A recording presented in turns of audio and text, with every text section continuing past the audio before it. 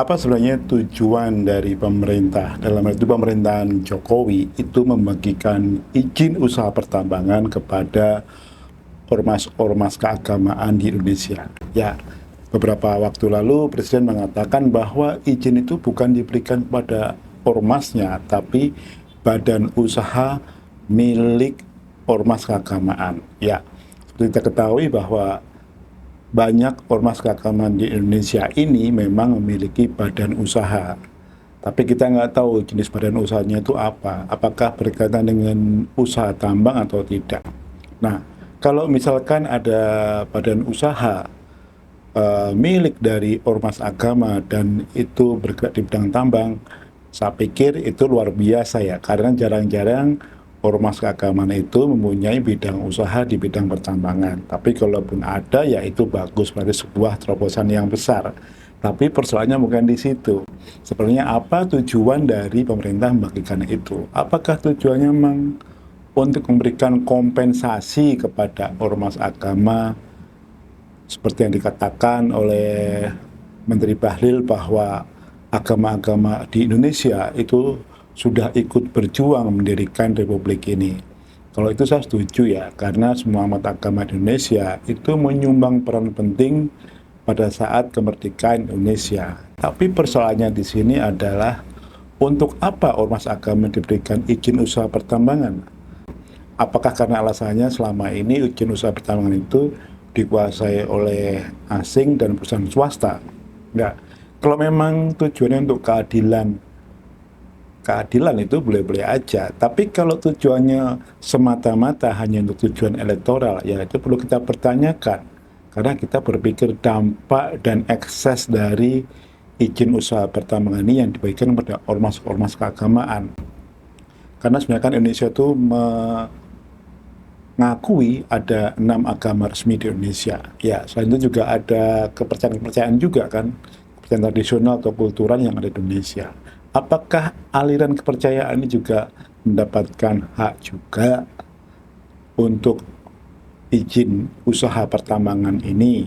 Nah, yang kedua, ya, apakah tidak dipikirkan ekses dari dampak ini? Seperti kita ketahui bahwa ormas keagamaan selama ini kan tujuannya, visinya itu adalah untuk pembinaan umat atau jemaat. Tapi sekarang masalahnya bisa lain ketika itu mereka mendapatkan kompensasi usaha tambang dari pemerintah.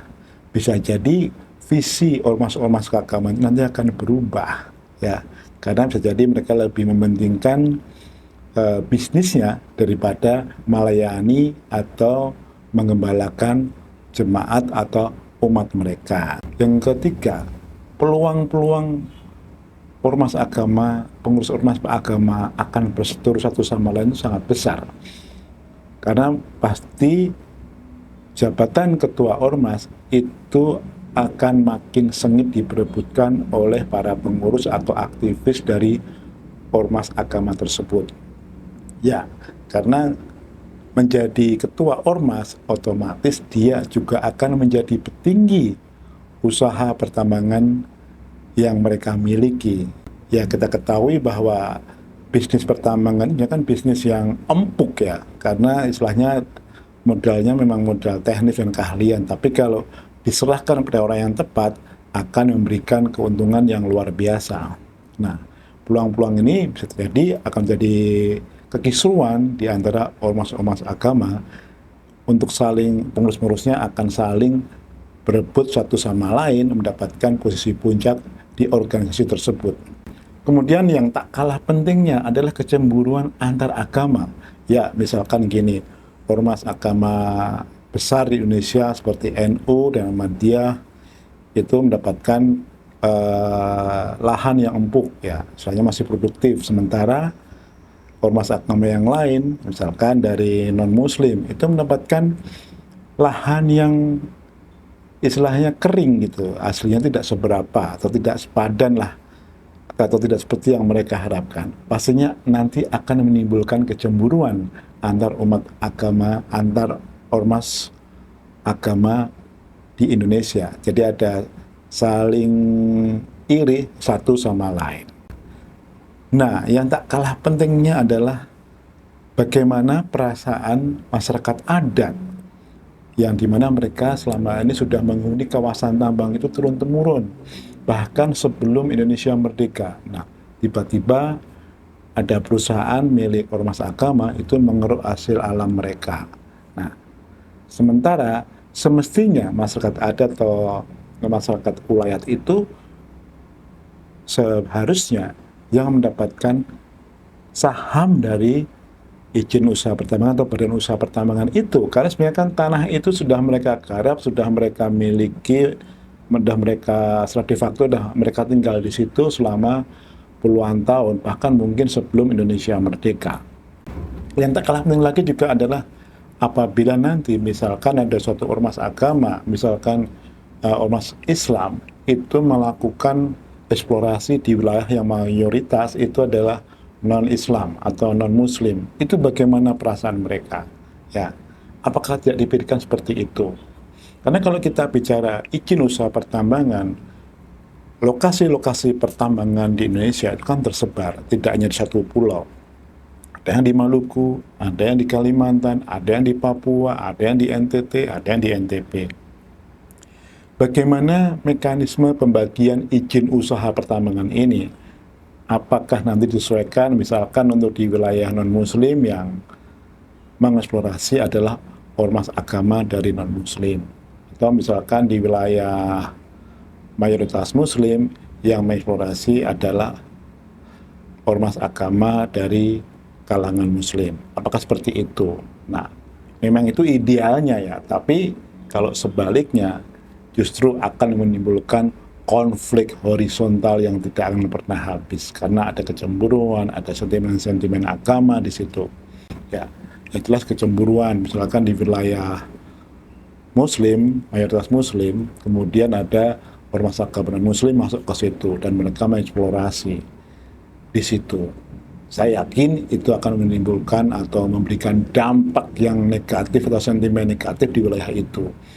Karena juga semua orang tahu bahwa namanya pertambangan itu menghasilkan cuan yang besar. Setidaknya seperti yang terjadi pada kasus pertambangan timah di Bangka Belitung yang nilainya sangat fantastis ya. Nah, yang saya takutkan kasus-kasus ini bakal terjadi di lapangan. Nah, memang secara formal tidak ada masalah secara hukum, tapi secara sosiologis, secara psikologis pasti akan menimbulkan dampak yang tidak ringan bagi kehidupan masyarakat di sekitar tambang. Pastinya pemerintah harus perhatikan itu, karena selama ini kita juga tahu bahwa kerusakan dari pertambangan itu untuk sektor lingkungannya sangat besar. Nah, ini juga akan menimbulkan masalah besar. Nah, apakah dengan kehadiran ormas agama yang punya badan usaha di bidang pertambangan ini mampu memberikan dampak juga pada umat agama atau jemaatnya? Ya, bisa ya, bisa tidak. Karena kalau kita bicara soal kesejahteraan, apakah ormas agama ini juga bisa menyumbang kesejahteraan bagi umatnya atau jemaatnya? Nah, apakah nanti tidak terjadi rawan korupsi juga di organisasi itu sehingga menimbulkan konflik satu sama lain?